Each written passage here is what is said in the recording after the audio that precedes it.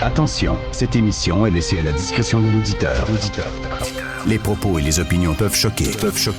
Oreilles sensibles s'abstenir.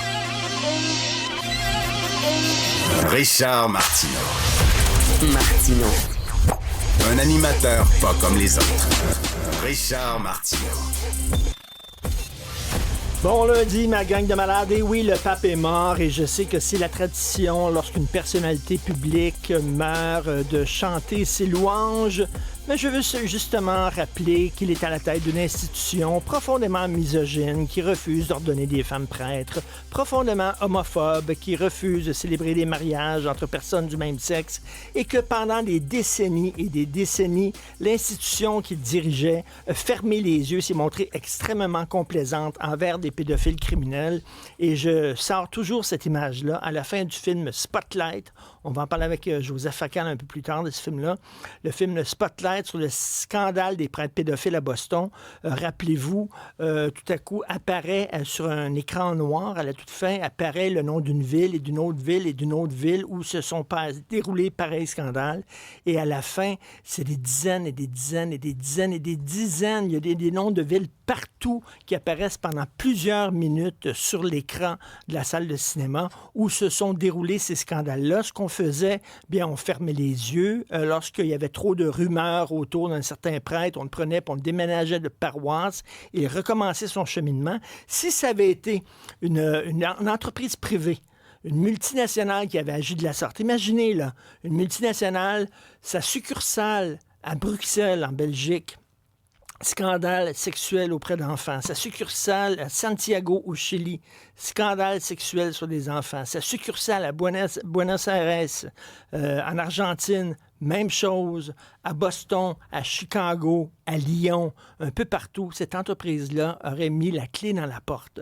C'est une institution qui survit quand même, malgré tout. Donc, il était à la tête de cette institution-là. Je me permets de le rappeler. Et je me permets de rappeler que le pape François, puis il y a des gens qui vont en parler en bien dans l'émission, là, mais le pape François, au lendemain de Charlie Hebdo, où des gens ont été sauvagement massacrés parce qu'ils ont fait des petits dessins avec des crayons.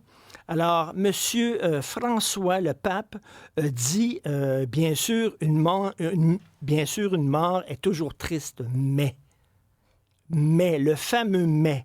Alors, il a dit, la liberté d'expression est un droit fondamental. Tuer au nom de Dieu est une aberration, mais la liberté d'expression n'autorise pas tout. Elle doit s'exercer sans offenser.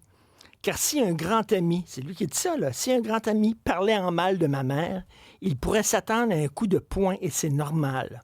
On ne peut provoquer, on ne peut insulter la foi des autres et on ne peut la tourner en dérision. Je suis désolé, mais la religion, c'est une idée et toute idée est critiquable. Toute idée, on peut les réutiliser.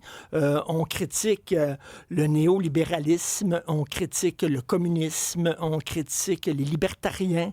Eh bien, on peut critiquer toutes les religions sans avoir peur de crever. Quand quelqu'un se fait tuer parce qu'il fait des petits dessins, on ne dit pas « oui, mais ».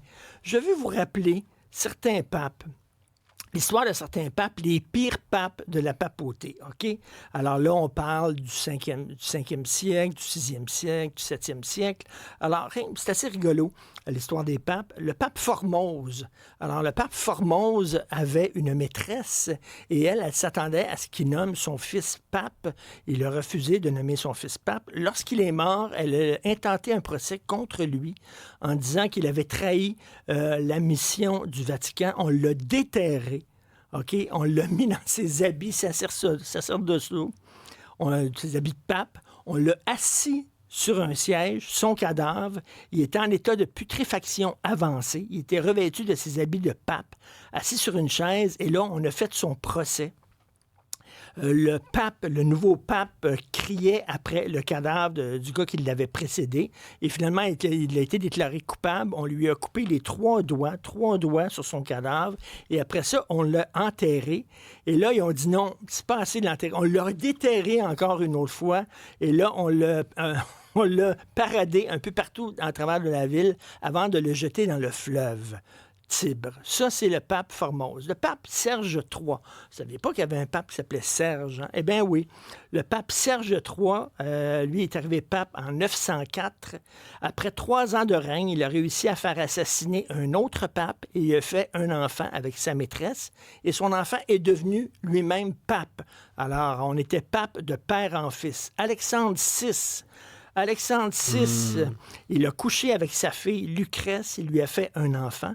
Après ça, il a organisé des partous et des orgies avec des filles et avec des enfants en plein Vatican. Et le pape Jean XII, alors lui, écoutez bien ça, il a nommé un garçon de 10 ans évêque. Il a violé des pèlerines dans la cathédrale Saint-Pierre. Il a volé des offrandes. Il a trinqué à la santé du diable. Il a demandé l'aide de dieux païens lorsqu'il jouait aux cartes. Il est mort en 964, Jean XII. Il a été battu à mort par le mari d'une femme avec qui il couchait. On ne lui a pas fait les sacrements sur son lit de mort. Et petite anecdote, et là, on ne sait pas si c'est vrai, est-ce une légende urbaine ou c'est vrai, les historiens ne s'entendent pas. Mais pendant le Moyen Âge, les papes, lorsqu'ils étaient nommés papes, devaient s'asseoir sur une chaise spéciale où il y avait un trou, et là, devaient sortir son machin, et là, il y a un diacre qui glissait sa main sous le siège, qui touchait les bijoux de famille et qui proclamait « Il a des testicules et il pende bien ». Okay? Pour être sûr que le bonhomme était en santé. Et là, la foule répondait « Deo gratias », c'est-à-dire « grâce à Dieu ». C'est alors qu'ils ont fait ça pendant tout le long du Moyen Âge. Alors, voilà, c'est peut-être le côté un peu plus obscur de la papauté.